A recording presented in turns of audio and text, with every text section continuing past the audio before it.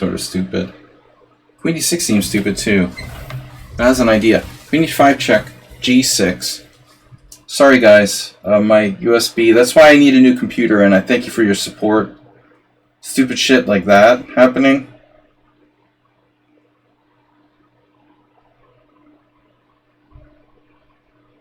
I don't know if this is a good move, and that's the problem with the Dutch. I don't know what I'm doing. This is playing the Dutch against a Dutch player.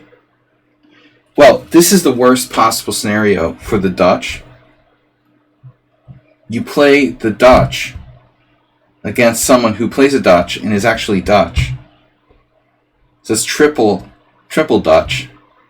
He's Dutch, he plays the Dutch, and you're playing the Dutch against this guy who's Dutch and plays the Dutch. That's a very dangerous situation. You're triple Dutching this.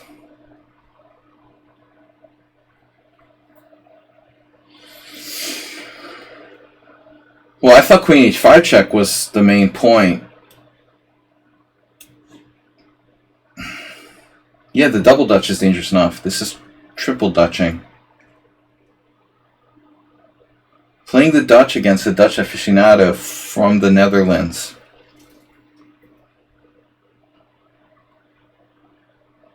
That's really asking for it. So what's the trap, right? I don't have a trap. It's all a lie. The truth is I don't have a trap. But you're down a pawn, bro, because you played the Staunton Gambit. Howard Staunton. Howard. The good thing about Howard Staunton is that he knew that bishops are worth 3.5 and knights are worth 3. But you know what I don't understand? Staunton was from the UK, right? Why did he write a book called The American Chess Player's Handbook? You know? Isn't that weird? Wait, you're from the UK and you wrote a book called The American Chess Player's Handbook. Does that even make sense? Anyway.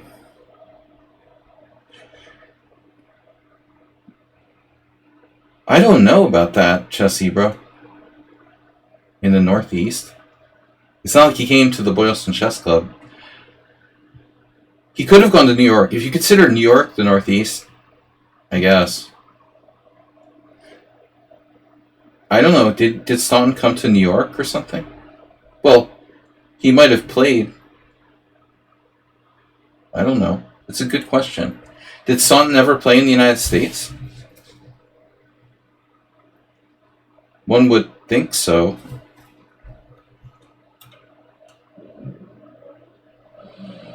One would think so. Probably he did. See how little I know about chess history? Now, why did Jeroen go and play like Queen h5 check now? There's no pawn on d5. That's a weird decision. He waited till my pawn wasn't on d5 anymore and then played Queen h5 check.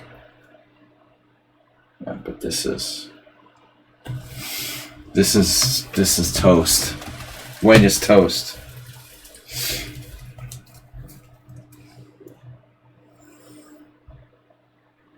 I don't have to trade on your terms. I trade on my terms to keep the pawn. That's the pawn chain from hell.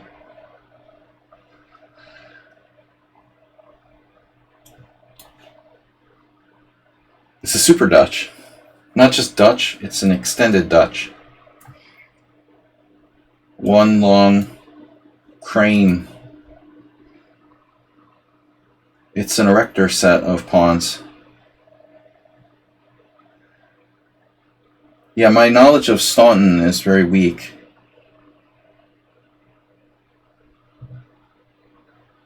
I mean, he wasn't that strong compared to, you know, a lot of famous players. Master, yes.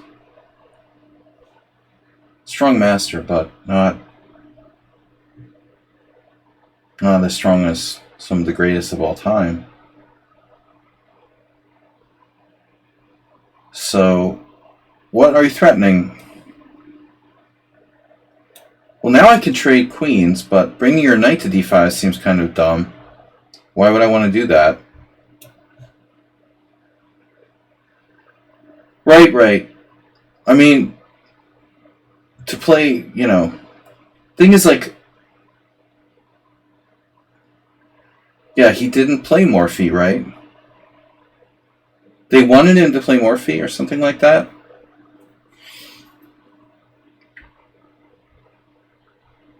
Well, I mean, I think that's the thing, you know. Well, who was avoiding who? Um,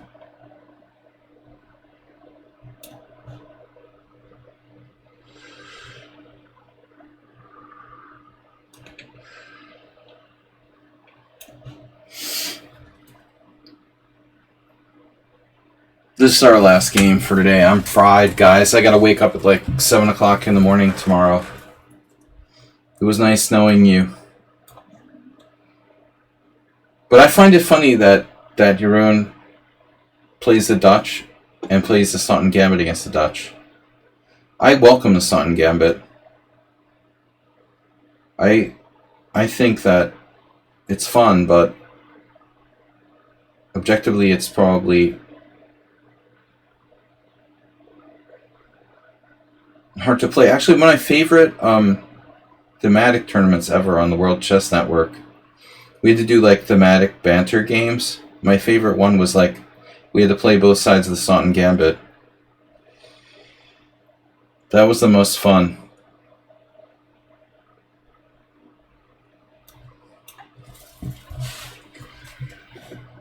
No, it's fun for white too, but I don't really trust it. That's the problem with these Mora, Smith, Black Mardimer. Gambits, when you gambit a flank pawn, are one thing. But I think when you're talking about gambiting central pawns, you're going onto the dubious side. These openings are effective to a degree, but it's not like the Benko where you're sacrificing your B pawn. You know, you're fucking sacrificing a central pawn. It's a big deal, you know.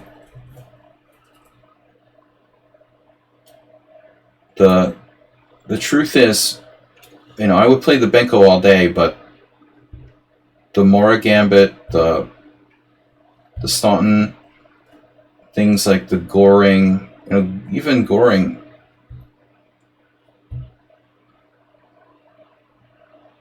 they're serious gambits. You're giving up a central pawn. You know, it's probably not quite good enough. But I guess any gambit is losing a pawn. It shouldn't quite be good enough. Even the Benko is under a bad... Even the Benko has a kind of bad rap. At the end of the day, it looks like...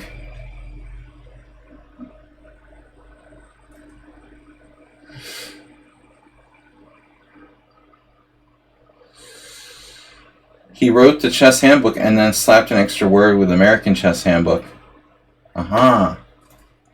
Staunton's playing both sides of the fence for marketing purposes. Oh, Agard is something similar, see? He's a real scammer, huh? Agard. From Asgard. That's like the Norse heaven where all the Vikings go. To Asgard.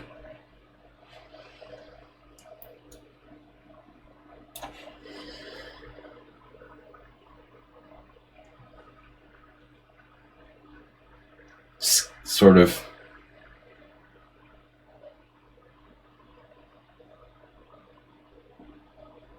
They really crank out the books at Agard Publishing. Skeptical.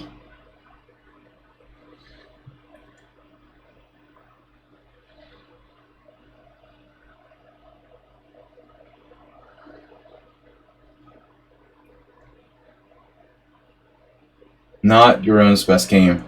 Why didn't he play Queen H5 check and take the pawn, you know, originally? But he also blundered against Nefedov in the opening. I think he's not...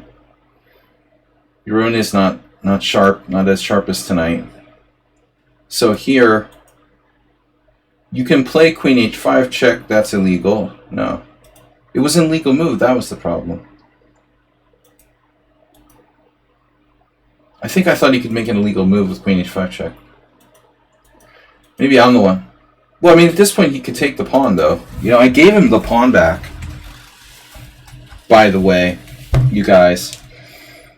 I could have played, like, queen b4 check, knight c3, queen takes b2. But I guess this is probably critical. He was afraid to take the pawn. But maybe he should take it. But I thought my two bishops would compensate.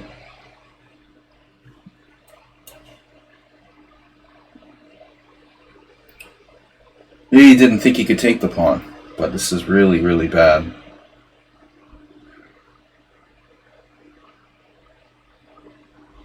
I can't hold it together, Captain. Giving it all I got.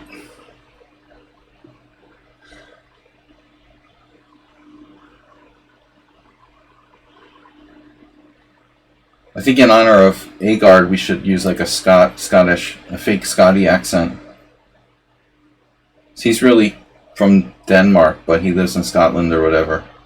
So he's a fake Scotty, like.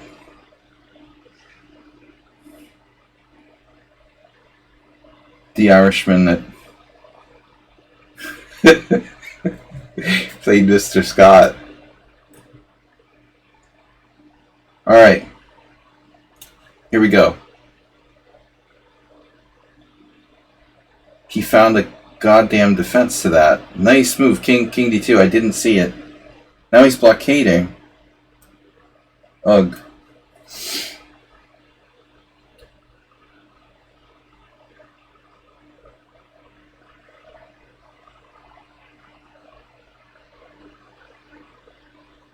Do I like Irish GM Sam Collins?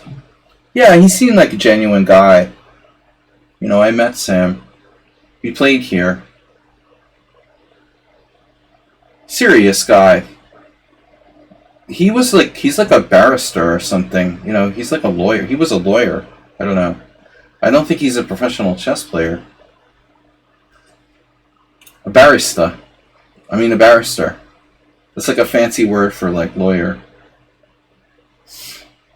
Was my understanding. He's a barista. Yeah, seemed like a nice guy. And like very serious about studious. Yeah. Not a scammer.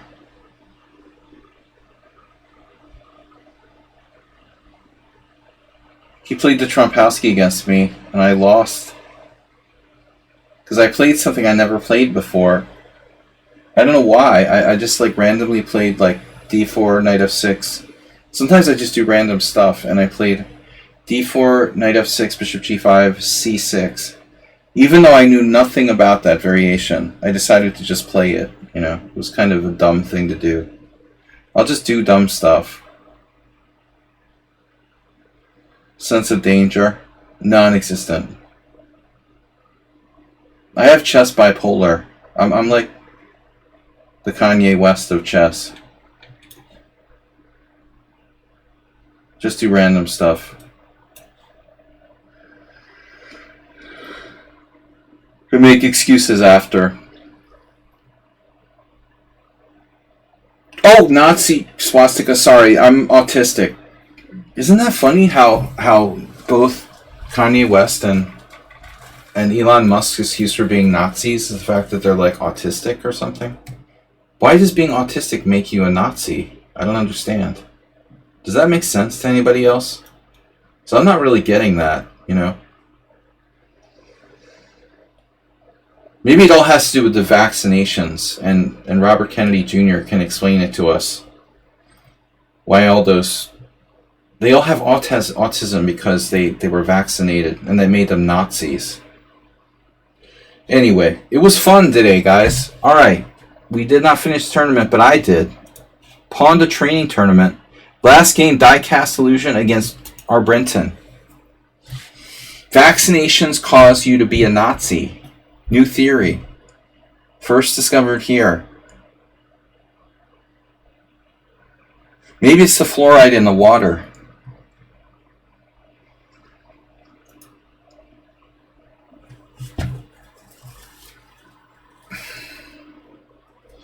Gotta get our political game on. It's a really fucked up world we live in, right, Acerbate?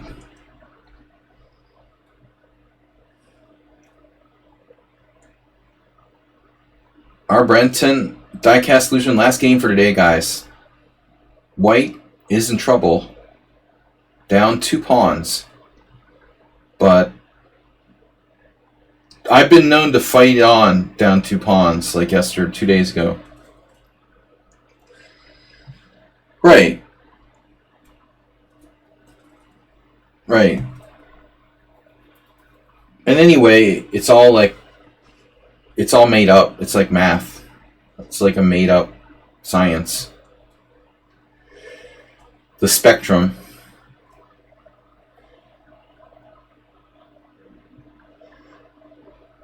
Oh, he shot his teacher. Oh, did you guys see that today? Crazy thing in the news. Not to joke about it. There was some case in like China where like a teacher stabbed an 8-year-old student to death. I thought, that's crazy. I mean, this is insane. That's a new one.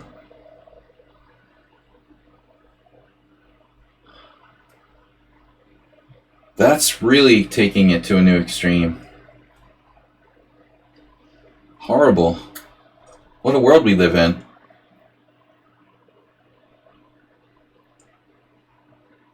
I don't think even the late night comedians are going to touch that one.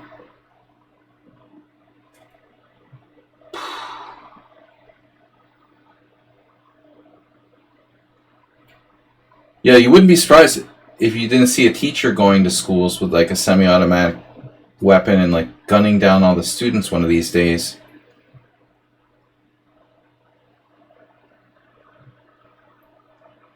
It's funny that you don't hear that happen more often.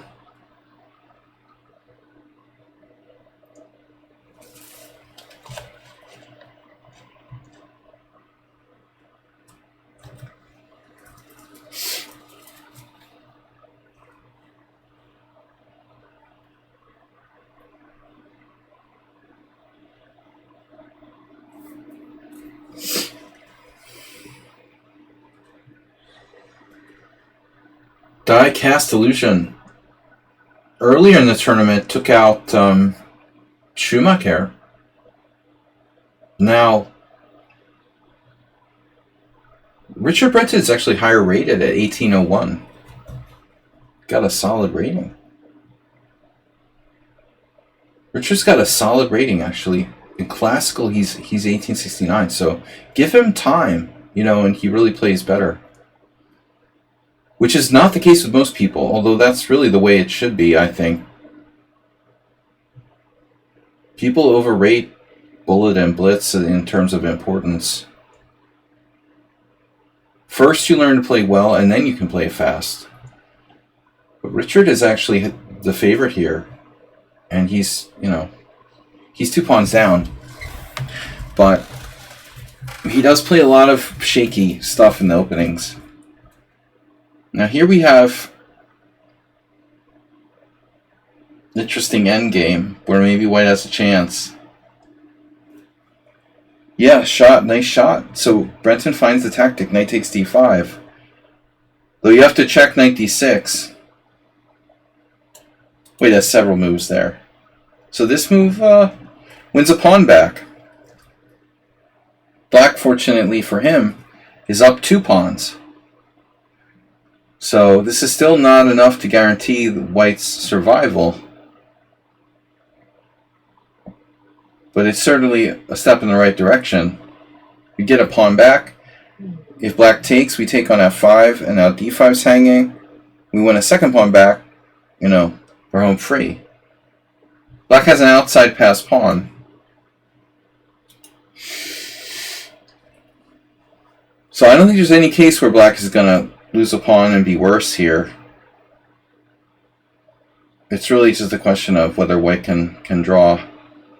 If white wins both pawns, on d5 and e4, that still might not be a win. So it's just a question of whether white can hang on. But he has way more time. Obviously, black doesn't want to lose the d5 pawn. It's a central pawn, and it's protecting the e4 pawn. So black should seek, obviously active play in an endgame. He could try to push his pawn, but actually at the moment it's not possible. G5 will hang. So you have two choices, defense or active counterplay. He chooses to go for active counterplay with rook h3. Now white has choice. Rook d5 looks like a draw. This move, if you had to win for $1 million, hope you win like 2 pawns and you're better. Now, Richard has to be hoping that his king is active now. This rook move. Active play by die-cast illusion, but it could backfire.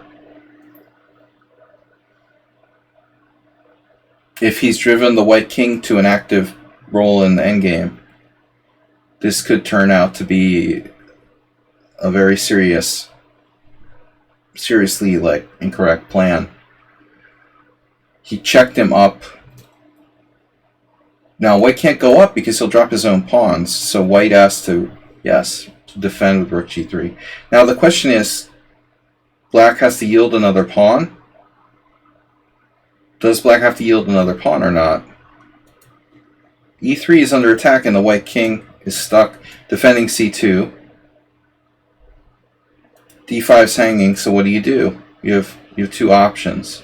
Again, active defense or like a more passive sort of defense. There's another interesting move here for black. g5, trying to get the pawn going.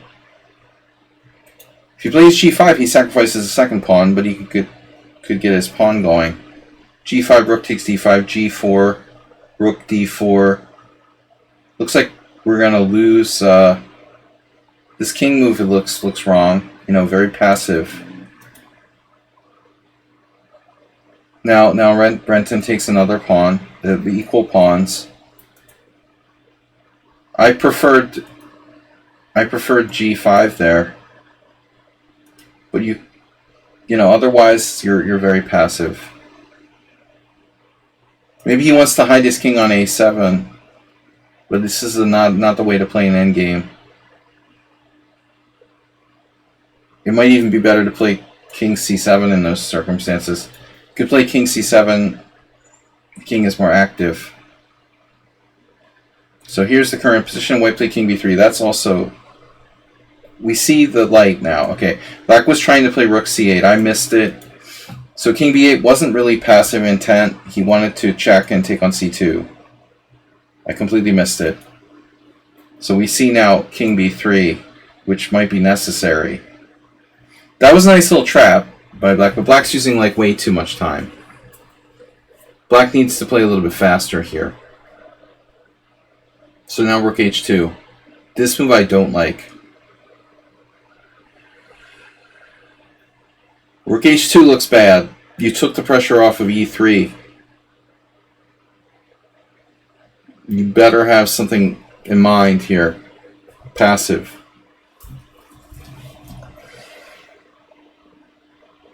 Now white is better. If white wins both of these pawns, he's definitely winning. Yeah, king b3 was probably necessary. Good move. Black should not have withdrawn the rook away from attacking e3. That was keeping white kind of honest. This is not good, the rook on h4. He's defending the e4 pawn, but white can win g7 and then go for the e4 pawn as well.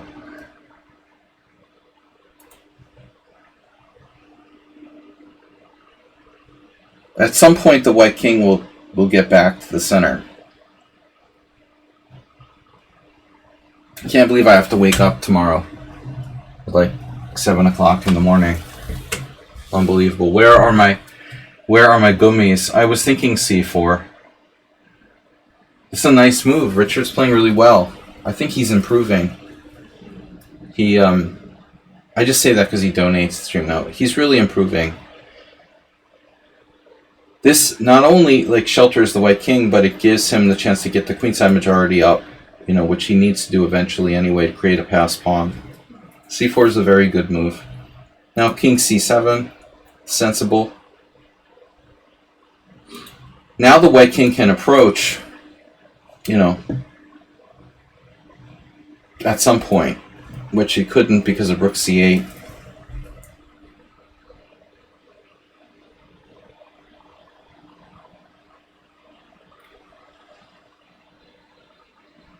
But I don't know why. Okay, this is a really kind of strange move. Your rook is not very mobile on d4. So instead of that, he had rook g5, which looks extremely strong. Black is losing another pawn after rook g5. Absolutely. So rook d4 is really not a good idea. Both sides have posted their rooks sort of inactive positions on h4 and d4.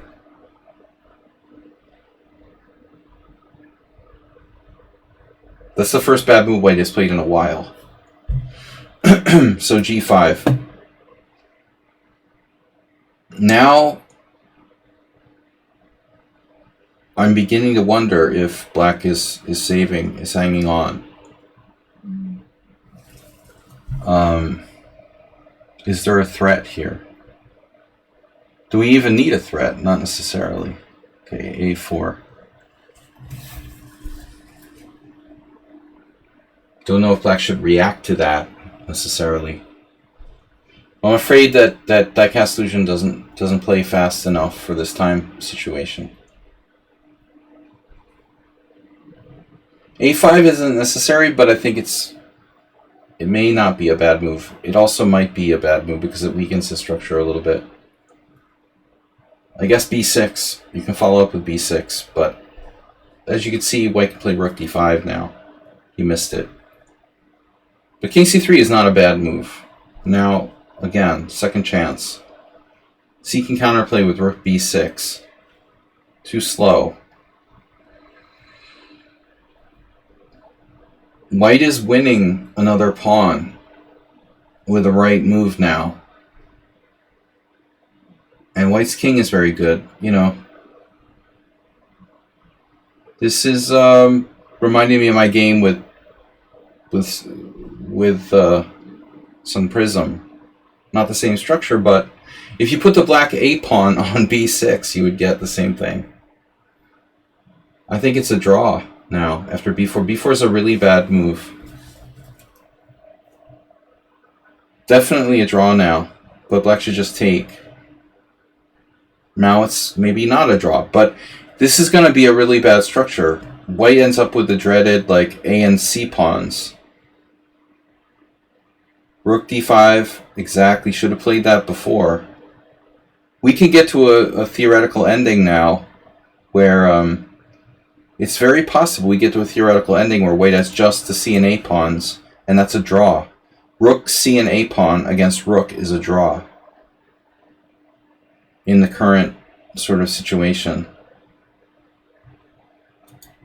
White has to be a little careful as well now. Black has quite far advanced g pawn. Could be dangerous, so he should definitely be careful here. I guess this is a draw with limited amount of pawns and two of them being the a and c pawns. It's a really bad distribution of pawns. Everybody's isolated.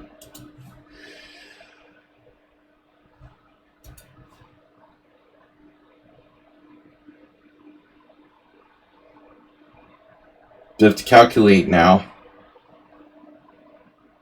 But I don't think you want to trade rooks when you're down pawns. That is going to be very, very unpleasant. Allowing this exchange of rooks.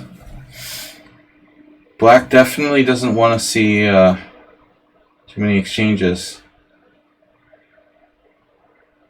Still, that's too much now. Alright. Yeah, I mean, it's probably a draw right up until near the end.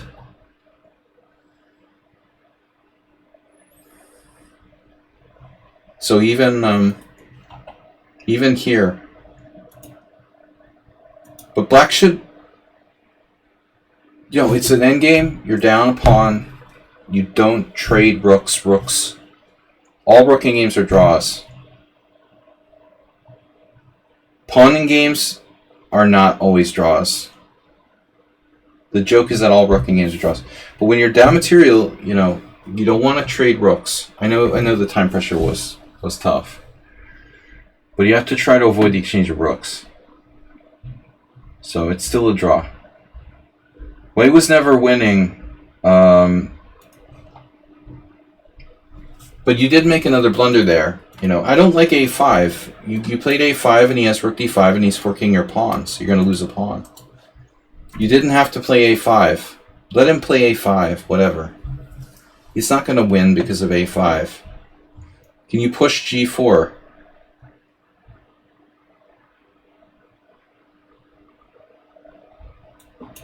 g4, rook takes e4, rook h3.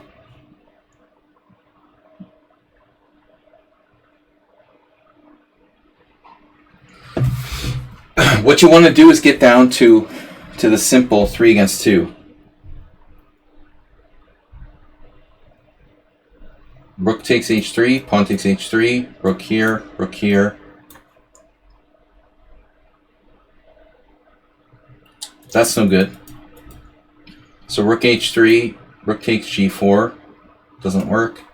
This rook takes g4, rook takes e3 check, rook takes e3, takes g4, and it's a draw. This is easy. 3 against 2 on the same side. Yeah, we just finished Mr. Coffee. Last game, and wasn't mine. So I won all 7 games, although Sun Prism, I had to grind him down. Kubinosov style and a drawn rook ending. Well, not really, but Sun Prism really played tough, and that game, my game against Sun Prism should have been a draw. Other than that, Dinesh Genius was tough. Resonant Spectre also had a draw. Those guys both played me tough. Nefedov had chances. What else? 42 played Bishop takes f4. And Sun Prism was tough. Alright guys, so we got our training in. I'll see you Thursday with analysis stream at the usual time. I've got to get up in the morning to play chess. So good games, guys. I got first place with 7 out of 7. Second goes to Nefedov with 5. Nice score, Nefedov. Where did you come from? Nefedov finishes with 2 wins. Losing only against me, a tough game, a draw with Jeroen, and a bye. Very good job, Nefedov. Impressive performance, coming in at 22.88. So Nefedov, you're warmed up for your club match this weekend. I'd say you're playing well. Jeroen with 3rd place, also not a good Staunton Gambit against me in round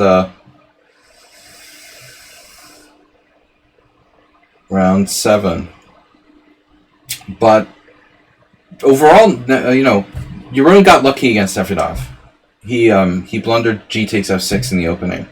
No over-the-board games this weekend. Oh, man. You'd be in good form. All right, guys, I got to go. I'm up early tomorrow. I'll see you all later. Thanks for playing. Thanks for supporting the stream. And Thursday night analysis stream. See you then. Bye-bye.